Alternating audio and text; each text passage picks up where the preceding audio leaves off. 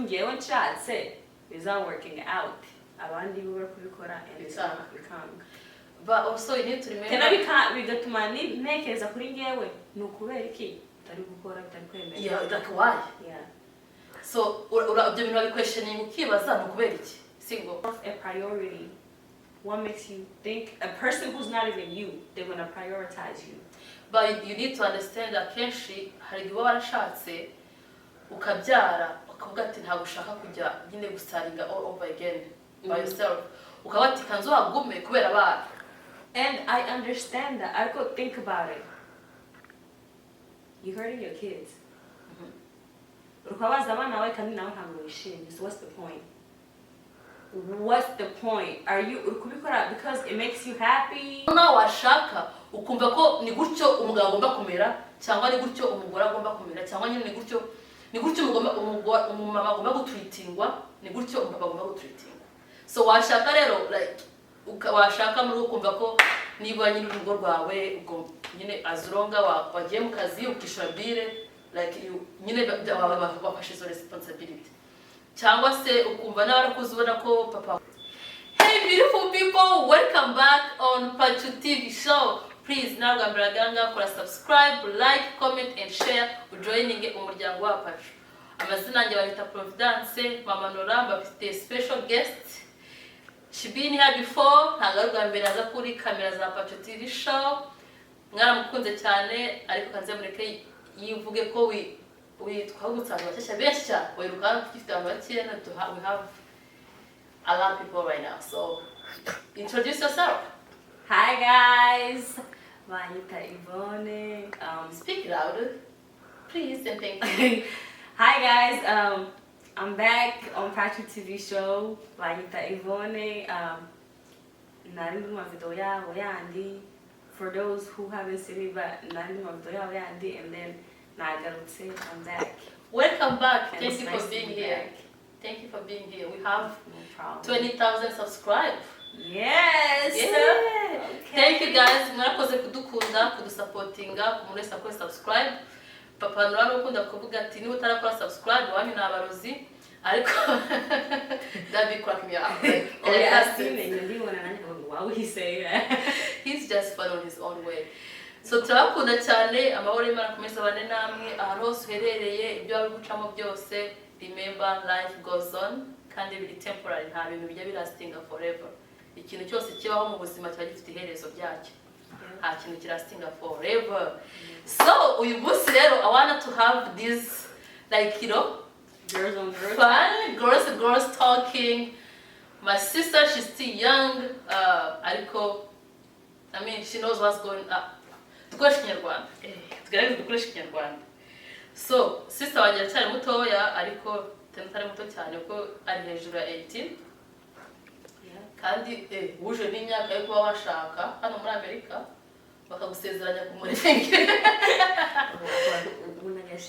Akarugo bagashiramo. So we just gonna be talking. So guys, please muturebe mudukunde muduhe thumbs up. Abantu mwabisabye Delphine Kabatesi nzabazanira next week. I'm so excited. Barabakumbuye cyane babwiye basuze cyane. Abantu bakunze Delphine yambwiye basuze, abantu bakunze Kabatesi yambwiye basuze cyane. So, welcome. Thank you for being here. Yeah, I'm happy to be here. Thank you. Yeah. So we have something that I really wanna. I'm sorry, hari ikintu nshaka tuza kuvugaho. Especially ndo mama ndubatse uracyari umuntu muto y'ibintu byose turi gukora kwino kwiyisinye. Cyane I was thinking nyine kwa twagana ku bintu like hano kwa Patri's reality. We don't be faking kandi ibyo tuvuga niko twe tubyumva ntabwo bivanye wo kubyumva. It's just our opinion. Yeah, our opinion. Iyawe nayo it's agaciro imars so ntabwo bivuze ko ibyacu biri right cyangwa biri wrong. It's just let's talk, let's talk it out. So urabona hano wari Amerika gusa hose rate za divorce ziri high. So high. Ntabwo bijya bigutera ubwoba nk'umwana w'umukobwa uri guteganya wenda ejo uzashaka kwa ko ibintu byabaye ku wundi muntu nawe byakubaho, ko twese turi ku isi Yeah. ukumva so that's why you never nta muntu n'umwe wifuriza undi muntu ikibi kubera ko kitakubaye kuri wowe kiza kuri murumuna cyangwa kuri mukuru cyangwa ku muvandimwe wawe so ntabwo ngiye cyangwa kubaza ntabwo bigutera ubwoba kumva wagiye muri relationship no kumva utekereza byo gushaka uri kubona nyine divorce ziri hanze ahangaha reka tuye muri community y'abantu bacu like young couple bari gushakana after few months after few years they divorce like ntabwo bigutera ubwoba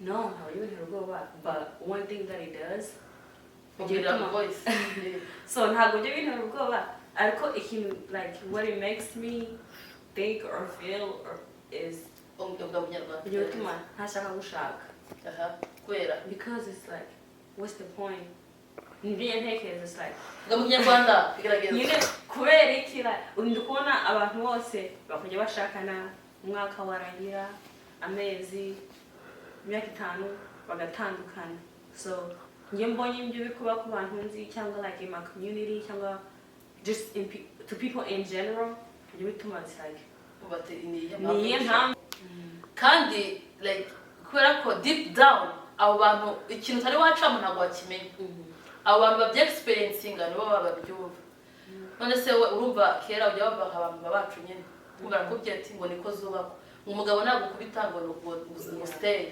umugabo numufata aho guca inyuma ngo you need to stay nyine ngo niko zubako ibyo bintu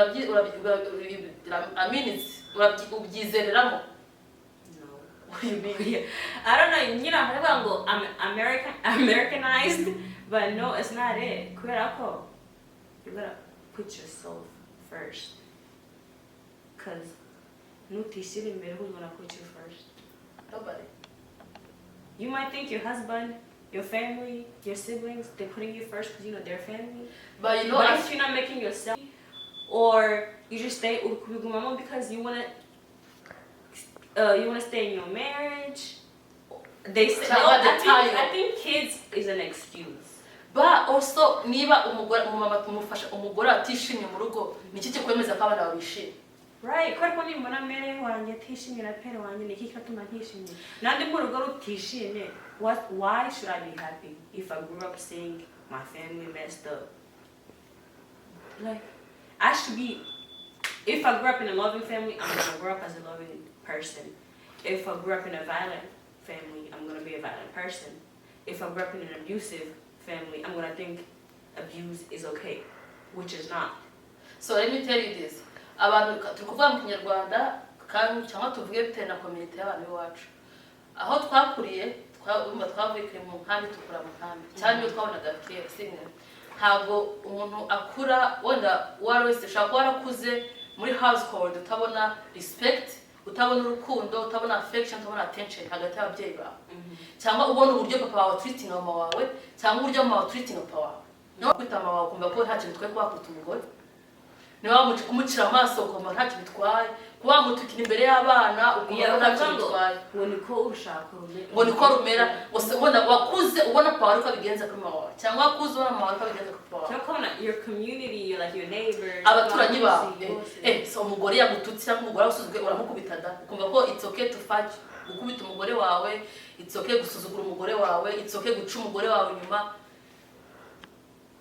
Come on, young generation, twe tugomba bino bintu kubirangiza.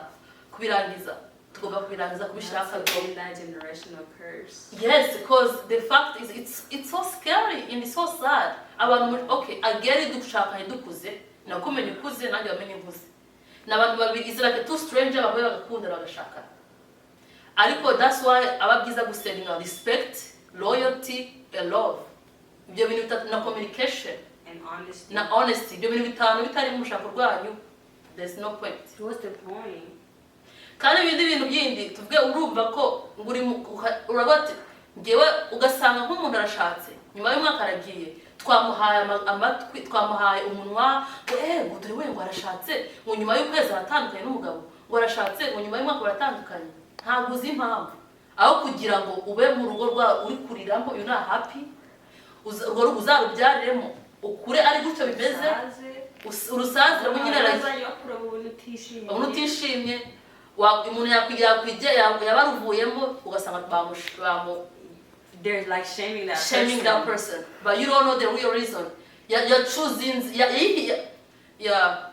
how would I say, yihisemo They chose themselves. yihisemo They mbere put ko themselves first. yes kugira ngo umuntu afate umwanzuro azinga utuntu twe urugo yagiyemo yubatse yakoze ubukwe bwiza yatumiye imiryango yaje imiryango afashe umwanzuro kugira asohoke mu nzara uvemo nta muntu ujya kubaka afite gahunda yo gusenya No. that's the thing nta muntu ujya gushakana n'umuntu afite gahunda yo gutandukana nawe ariko nubona umuntu yafashe umwanzuro akaruvamo donja ntukazamucira urubanza yahisemo we aho kugira abe mu rugo atarwishimiyemo ajye kurubyara amababariremo akuriza abana be muri toxic relationship yahisemo afazari aruvemo idafite umwana umwe abana babiri yahisemo ko afaza yabaho yishimye adafite wa muntu Literally like, and then like one thing.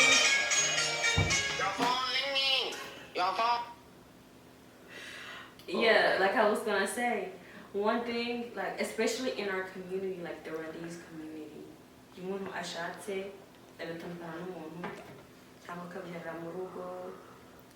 it's like, of course things happen, things don't work out, but please don't shame them, cause you get like gossiping, talking about them, like they're the topic everywhere they go. And then they can't even come to like certain places because all people do is talk about them. Yes.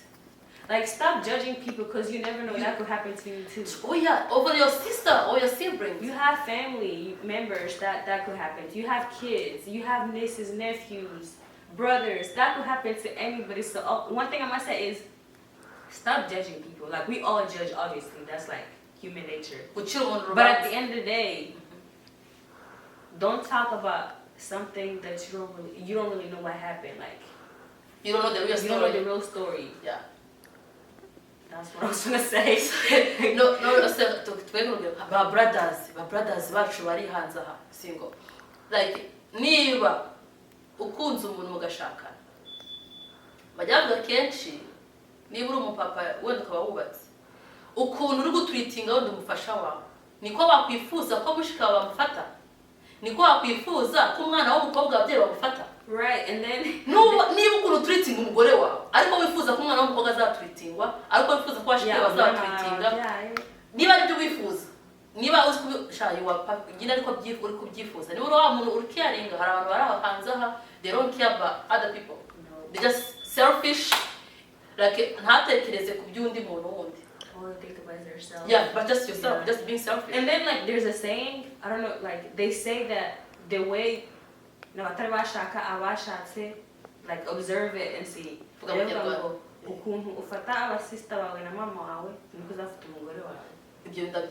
way you talk to them, the way you treat them, the way you carry yourself around them, the way you talk, the way if you listen, if you are very disrespectful to them, if you cuss at them over the littlest thing, that's how you want to talk to your wife. And that's how you're going to treat her. And again, it's never too late to change for better. It's never too late. If you open ikino kiganiro, ukaba umuntu uteganya gushaka, ubona nk'abana bari mu myaka y'ivone bateganya gushaka. Mbere yuko umuvinga forward, kuko umuntu ni mugari. Umuntu ashaka kwihishamo ukazamenya the true color ko mubana last minute. For the last minute and you will be shocked. You'll be like, uyu niwe muntu ashakanye nawe.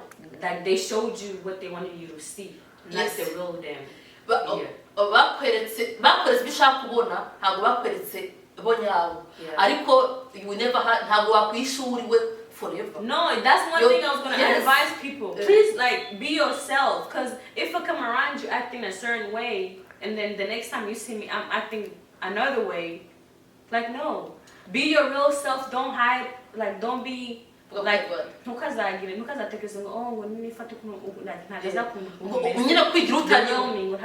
drill me, so I have to talk a certain way, to pretend. I have to act a certain way, I have to be nice all the time. Like if I was and I don't agree, and if he say something, even if I don't agree, I'm going back because he's you wanna please the person. Yeah, I wanna make them happy. I wanna like make sure they think like we on the same page, even if we're not. Niba uri kwidating umuntu muri hafi yo gushakana mujye mugirana communication, ureke wa muntu abewe kugira ngo urebe ko ukunze wa muntu nyawe. Nureka nkaza mugihe turi kumwe, I'm so kind, I'm so respectful, but maybe ntabwo ariko meze most of the time, cyangwa nze like myself nyine ntitonze cyane.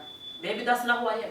When the umuntu uri sharp, the umuntu uri, you know, I like to joke, I like to joke, I like to make a joke, I play too much, I know myself, so that's the first thing, like, please, just be you. Be you, no one is falling in love, no one is worried. Right, like, you don't want somebody to fall in love with the fake version of yourself that you created or that you showed. Yes, because you want to please them or you want to make them happy. At the end of the day, when you guys get together or y'all get married, they're going to see the real you. So what was the point of you hiding it in the first place? I think like in causing a divorce hanze hamenshi ukaba pretending ukuntu utariwe. Ukaba ritwara umusore nyine, you know, ukamu gentleman ugira gutereta ugakingura umukobwa wawe urugi ukamusohokana ukamugira utugambo twiza nyine like you dare. Ariko mwamara gushakana. And then they be like, oh, she's already mine. She's already mine. Yeah, so like I don't gotta do all that. Akagenda akajya muri club agatasa kenda za mugitondo every day Monday to Friday. Like ugasanga aho kugira ngo byeri inzoga si mu azicontrol zikamucontrol. So let's not keep talking, but please guys, for my young sisters, my young brothers, mugiri kudatinga, like be you. Be you. Put yourself first. Kandi uzishira imbere uzikunde, ntago uzakunda abandi utikunze. So yeah, thank you for coming. Yeah, turakunda cyane amahoro y'Imana kumeza bane namwe. Bye. Bye guys, it was nice being here. Yes.